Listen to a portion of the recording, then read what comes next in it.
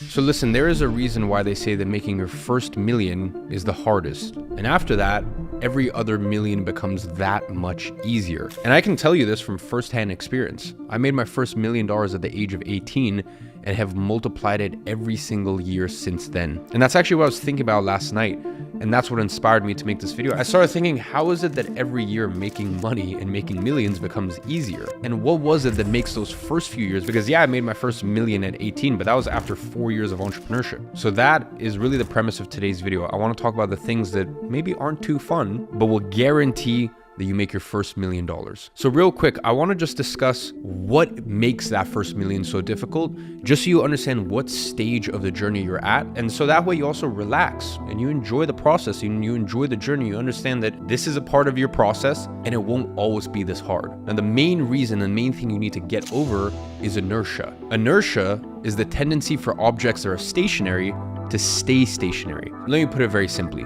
If you were to go on a, let's say, 3-hour flight tomorrow, it would take your pilot about 5 minutes to take off and get you to cruising altitude. Now, with many hours to go, the pilot might check his gauges, and there, he's gonna notice that he's actually burned through 25% of his fuel in just the first few minutes of the journey. But your pilot wouldn't panic, because this is inertia in action. Getting something like a plane moving requires an enormous amount of energy.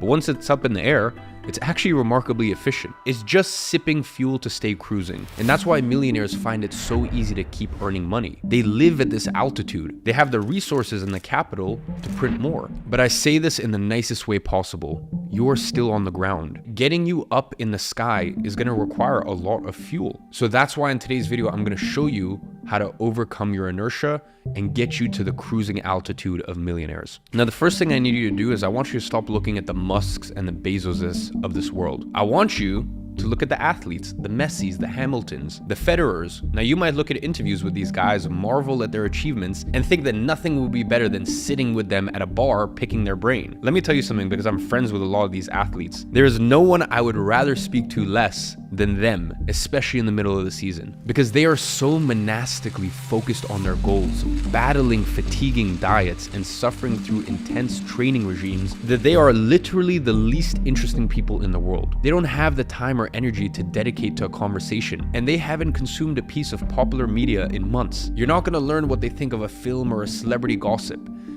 They are in their bed at 9 p.m. every night and treating their bodies like a temple. In other words, these people aren't well-rounded. They don't do moderation. And guess what?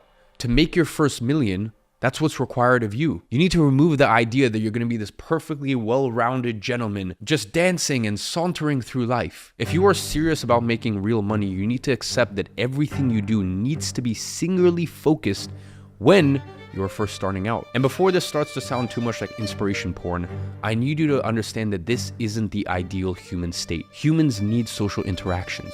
Humans need hobbies. They need every element of the hierarchy of needs fulfilled. But what you'll need to do to overcome inertia is so painful, so repulsive to the human condition, that most people never do it. You need to accept that for the next 6 to 12 months, you're gonna be less well-rounded. You're gonna lose friends.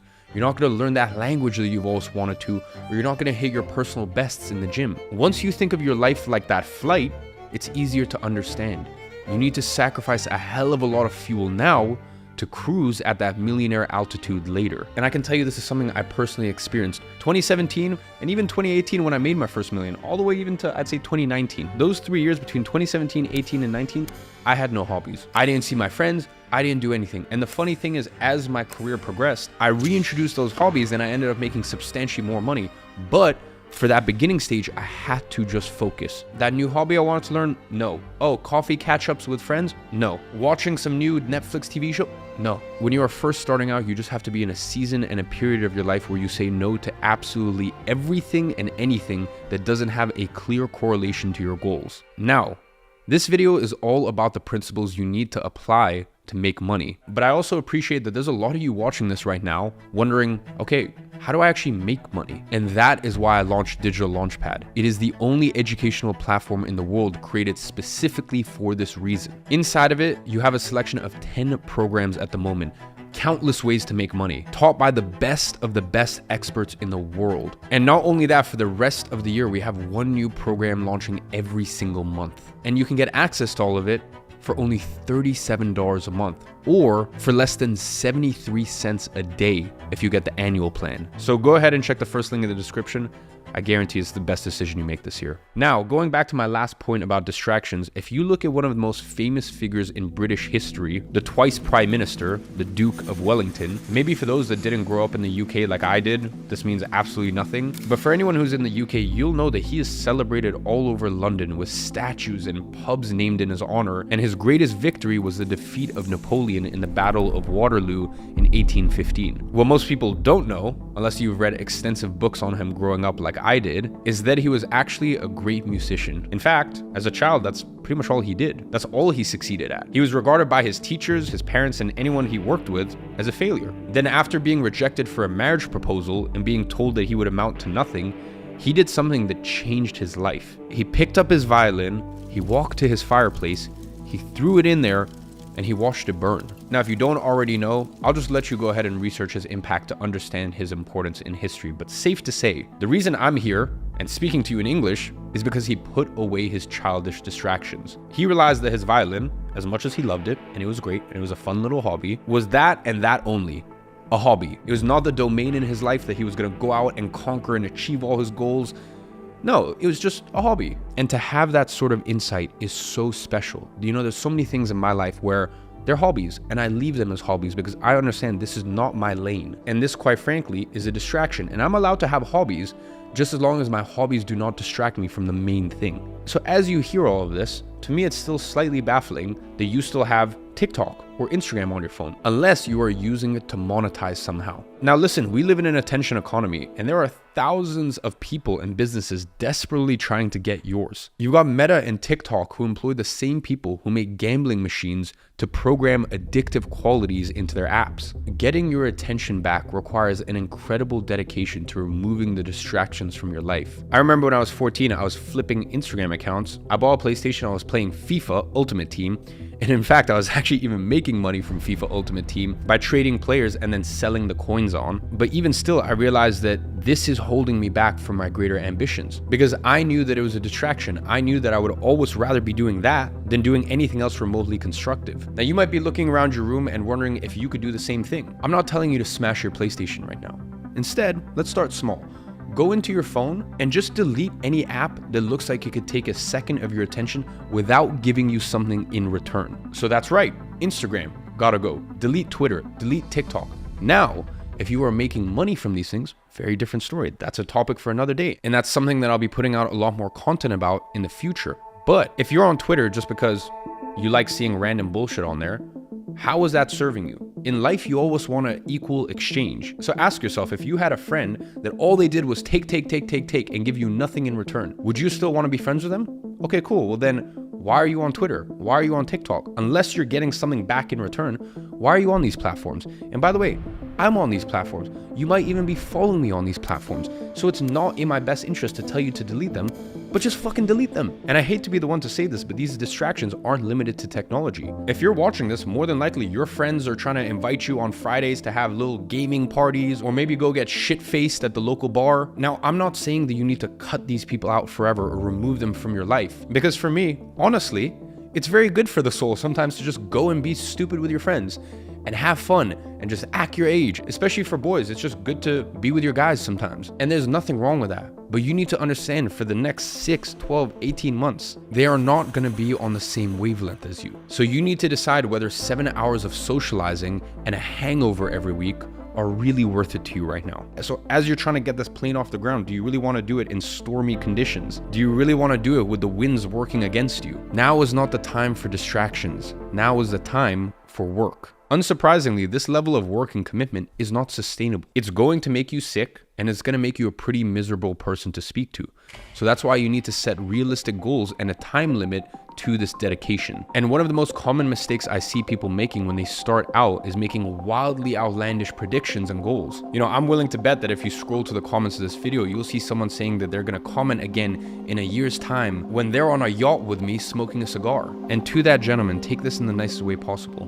You're probably not. Now, in 3 years, 5 years, maybe 10 years, that could be a totally different story. And by the way, constantly in my life, I have these crazy situations where People that I was watching 10 years ago on YouTube or watching their content think, oh, it'd be so cool to meet this person or hang out with this person. We now meet as peers. So this stuff takes time. You just need to understand that in the short term, in the next year, you probably won't become a millionaire. And that's totally fine. Now, maybe your business does $1 million in revenue, but that doesn't mean that you're a millionaire. To me, what being a millionaire is actually having profited $1 million, as in taken home personally $1 million. That's step number one, or even better, having $1 million in cash. To me, that's what makes you a millionaire. So is it realistic that that's gonna happen in 1 year?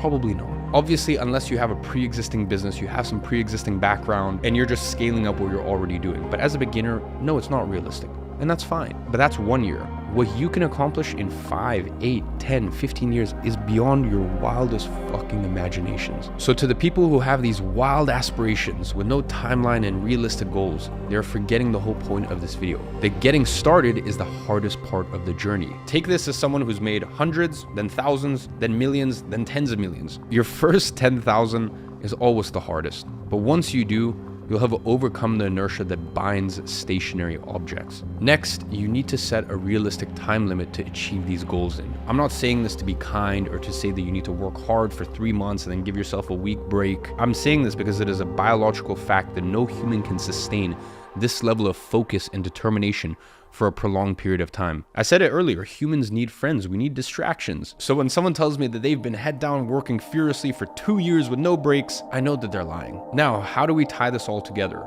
Well, you've probably heard me talk about monk mode before. This is a protocol that I developed in my own life almost 5 years ago at this point. Listen, I'm in a good position in my life and my business where I don't require enormous amounts of effort to keep things moving. But a couple times a year, I go into monk mode. I enter into a state of massive dedication and focus, removing distractions from my life and becoming hyper productive. And whilst this almost always results in massive advances in my business, I'll be honest, I do this because I also like taking time off. I like socializing with my friends and being silly, which is why for me, I go into these periods of intense monk mode. And then from there, I have no guilt or I have no issues or I have no worries or concerns about being social, meeting friends, enjoying my life. Now you need to enter monk mode for a different reason. And listen, while I could talk about this for hours, the truth is if you're looking to enter into a monk mode, just go ahead on my YouTube and watch all of the videos I've made on it. In this video, I just want to explain how it relates to the first step of your entrepreneurial journey. You see, earlier I spoke about how you need to remove distractions in your life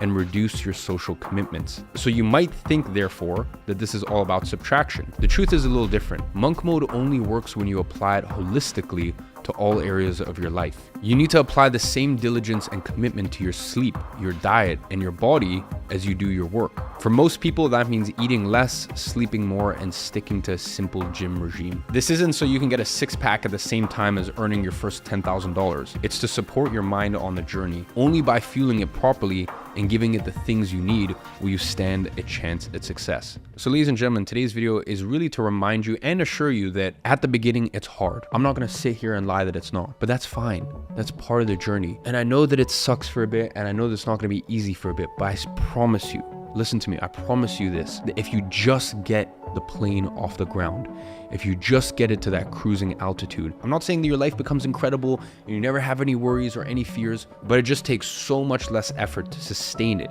and keep the plane going than it does to get it off the ground. So that's why if you apply the principles that I mentioned in today's video, not only are you gonna be able to get the plane off the ground, but you're gonna do it in a way where you don't absolutely torment and torture yourself every day because your expectations have been set clearly. So on that note, I hope you enjoyed today's video.